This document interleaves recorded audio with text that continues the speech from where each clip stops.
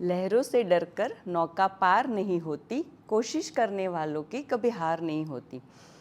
ये जो कहावत है मैं अपनी लाइफ में बहुत अच्छे से जोड़ सकती हूँ, क्योंकि मेरी लाइफ में आए हुए तूफान से लड़के जीतने के बाद आज मैं यहाँ खड़ी हुई हूँ।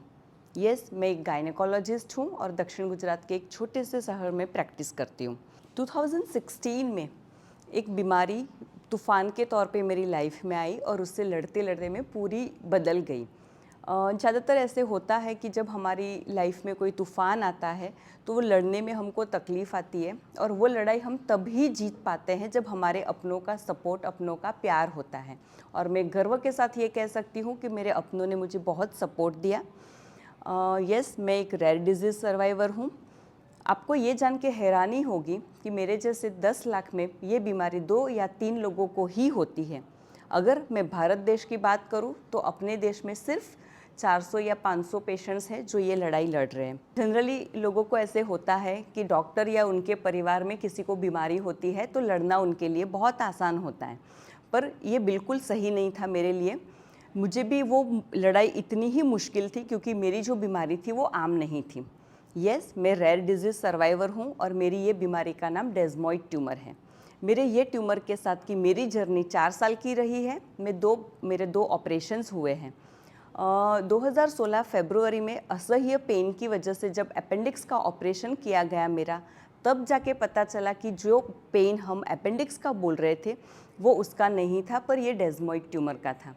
15 डेज़ के बाद ही मेरा दूसरा ऑपरेशन हुआ और वो मेरा 7 घंटे चला, जिसमें मेरी 45 सेंटीमीटर इंटेस्टाइन निकाली गई, और ये ऑपरेशन से रिकवर होने को मुझे 2 महीने लगे। बहुत सारे शारीरिक और मानसिक तनाव से मैं गुजरी। बहुत डिफ़िकल्ट था मेरे लिए। मैं और मेरे हस्बैंड जो खुद एक डॉक्टर है, दोनों ने मिलके ये 2 महीने में बहुत सारे रिसर्च आर्टिकल्स और पेपर्स पढ़े। तब जाके हमको ये समझ में आया कि ये जो बीमारी है उसका कोई इलाज ही नहीं है। डॉक्टर्स लोग एक्सपेरिमेंट्स, ट्राई एंड एरर से ही ट्रीट करते हैं पेशेंट्स को। एक पेशेंट एक दवाई से ठीक हुआ तो ज़रूरी नहीं है कि दूसरा पेशेंट भी उससे ठीक होता है। दूसरी चीज़, जब ऑपरेशन होता है तो ऑपरेशन के बाद ये बीमारी 90% केसेस में वापस आती है पहले 5 साल में। हमने ये सोचा कि चलो अपने पास 5 साल है, ज़िंदगी तो जी लेते हैं। 5 साल के बाद की ज़िंदगी हमको नहीं पता है। दुर्भाग्यवश ये सब सोचते सोचते करते करते 11 ही महीने में मेरी बीमारी मुझे वापस आई, और मेरे बीमारी का जो बिहेवियर देख के डॉक्टर्स ने उसको एग्रेसिव ट्यूमर का नाम दिया और मुझे तीसरे ऑपरेशन की सलाह दे दी। दूसरे जो ऑपरेशन का जो मेरा एक्सपीरियंस था, जो तकलीफ़ें मुझे हुई थी और कोलोस्टोमी, ये 2 चीज़ों के डर से मैंने मेरे परिवार और मेरे डॉक्टर से टाइम मांगा। मैंने उनको बोला मैं अभी ऑपरेशन के लिए तैयार नहीं हूँ। मैंने अपने आप को बिना ऑपरेशन से ठीक करने की कोशिश करनी चाहिए, और इसीलिए मैंने supportive treatment, alternative medicines explore करने का तय किया। मैंने आयुर्वेदिक, होम्योपैथी, तिबेटियन ड्रग्स और जड़ी बूटी, मतलब लोगों ने जो बोला मैंने कर सब शुरू किया। इन दिनों में मैं दिन में 30 से 35 गोलियां खाती थी। मैंने इवन मुझे किसी ने मृत्युंजय जाप करने को बोला, मैंने वो भी शुरू किए। अपने आप को ठीक होने के लिए मैंने होलिस्टिक अप्रोच अपनाया। मैंने डिसाइड किया कि मैं अपने आप को हील करूँगी। इन दिनों में मैं बहुत लो फील करती थी, डिप्रेशन आता था, तो हमेशा अपने आप को मोटिवेट करने के लिए मैंने बहुत सारी मोटिवेशनल बुक्स पढ़ी, मोटिवेशनल वीडियोस देखे, और तब जाके मुझे ये पता चला कि हम जो बीमारियों की बात करते हैं, ज़्यादातर हर कोई बीमारी साइकोसोमेटिक होती है। हम कहीं ना कहीं मानसिक तनाव से गुजरते हैं, बहुत सारे स्ट्रेस में रहते हैं, हमको हमारी जो मेंटल हेल्थ है उसको इग्नोर करते हैं, तब जाके ये बीमारियां होती हैं। और हम जो भी एलोपैथिक ट्रीटमेंट लेते हैं, ये सब मेडिसिन्स हमारे शारीरिक रोग को ट्रीट करती है, पर हम हमारे मानसिक हेल्थ को बिल्कुल इग्नोर करते हैं। अगर आप बिल्कुल ठीक होना चाहते हैं, हील होना चाहते हैं, तो आपको स्पिरिचुअल पाथ फॉलो करना पड़ता है। और इसीलिए मैंने योगा, मेडिटेशन, प्राणायाम के साथ साथ एक्सरसाइज, हेल्दी डाइट और पॉजिटिव अफर्मेशंस भी लिखना शुरू किया। अब ये पॉजिटिव अफर्मेशंस क्या हैं? पॉजिटिव अफर्मेशंस अपने बारे में पॉजिटिव चीज़ें होती है, जैसे कि हम अपने आप को कभी इम्पोर्टेंस ही नहीं देते। तो जब आप पॉजिटिव अफर्मेशंस लिखते हो तो ये पॉजिटिव अफर्मेशन से आप आपके सबकॉन्शियस माइंड को पॉजिटिव सिग्नल्स देते हो, और ये पॉजिटिव अफर्मेशंस आपके मेंटल वेलबींग के लिए बहुत अच्छी होती हैं। ये सब करते करते मुझे ये भी समझ में आया कि अगर आप नेचर के साथ जुड़ते हो तो आप जल्दी ठीक होते हो, आप बहुत खुश होते हो। तो मैंने मेरे घर में गार्डनिंग शुरू करी, मैंने जंगल में जाना शुरू किया, मैं जितना भी नेचर के साथ जुड़ सकती थी मैं जुड़ गई। ये करते करते वही मतलब मैं खुश हो रहती थी, मेरी दर्द भूल जाती थी।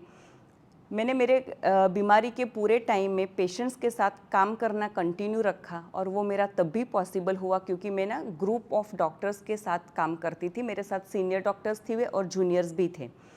मैं सिर्फ ओपीडी देखती थी और मेरे पेशेंट्स के चेहरे की मुस्कुराहट देख के मैं मेरा दर्द भूल जाती थी, मुझे मेरी बीमारी याद ही नहीं आती थी। मैंने एक और चीज़ देखी कि जब आप बिज़ी रहते हो, जब आप बुरे टाइम से पास होते हो और आप बिज़ी रहते हो तो आप आपका दर्द भूल जाते हो और जल्दी ठीक हो जाते हो। मेरी ये पूरी जर्नी में मेरा ट्यूमर हमेशा से बढ़ता गया, कभी भी कम नहीं हुआ और हम बहुत परेशान थे, फ्रस्ट्रेटेड थे।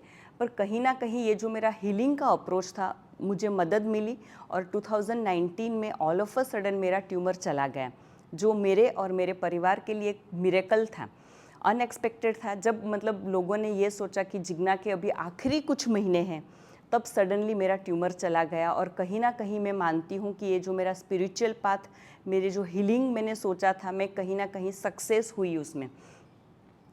ये पूरी जर्नी में मुझे फाइनेंशियल क्राइसिस भी आए, आर्थिक तौर से मुझे बहुत तकलीफ़ हुई। जब इंडिया में मेरी कोई ट्रीटमेंट काम नहीं कर रही थी तो मैं और मेरे हस्बैंड अमेरिका भी जाके आए। बहुत सारे पैसे खर्च हुए, पर मैं आर्थिक रूप से स्वतंत्र थी तो मैं मेरे हस्बैंड को हेल्प कर पाई। और इसीलिए मैं बहुत स्ट्रांगली ये मानती हूँ कि पढ़ी लिखी और अपने पैर पे खड़ी हुई औरतें मुश्किल टाइम पे अपने हस्बैंड और अपने फैमिली के लिए बहुत बड़ा सपोर्ट सिस्टम बन सकती हैं। मेरी ये पूरी जर्नी में मेरे फ्रेंड्स उस दिनों में हिमालय में ट्रैक करने जाते थे, तो उनको देख के मैंने सपना देखा था कि जिस दिन मैं ठीक हो जाऊंगी मैं ज़रूर से हिमालय में जाऊंगी, 3 से 4 पहाड़ चढ़ूंगी। जब मैं ठीक हुई सबसे पहले मैंने हिमालय में जाना शुरू किया और आज तक मैं 4 से 5 ट्रैक कर चुकी हूँ। आज मैं बिल्कुल ठीक हूँ, पर बहुत सारी मुझे खाने पीने में परहेज़ रखनी पड़ती है। छोटे मोटे प्रॉब्लम्स तो मुझे आते रहते हैं, पर मैं हर एक प्रॉब्लम को अनदेखा करके मेरी ज़िंदगी खुल के जीती हूँ। ये बीमारी से मैंने ये सीखा कि हम सबको अपनी ज़िंदगी में कभी भी हार नहीं माननी चाहिए, हमेशा लड़ते रहना चाहिए। अपने आखिरी सांस तक अगर आप लड़ोगे तो आपको पता नहीं है कि आपके आखिरी सांस में भगवान ने आपके लिए क्या लिखा है। हमेशा भगवान पे विश्वास रखो, अपने आप पे विश्वास रखो।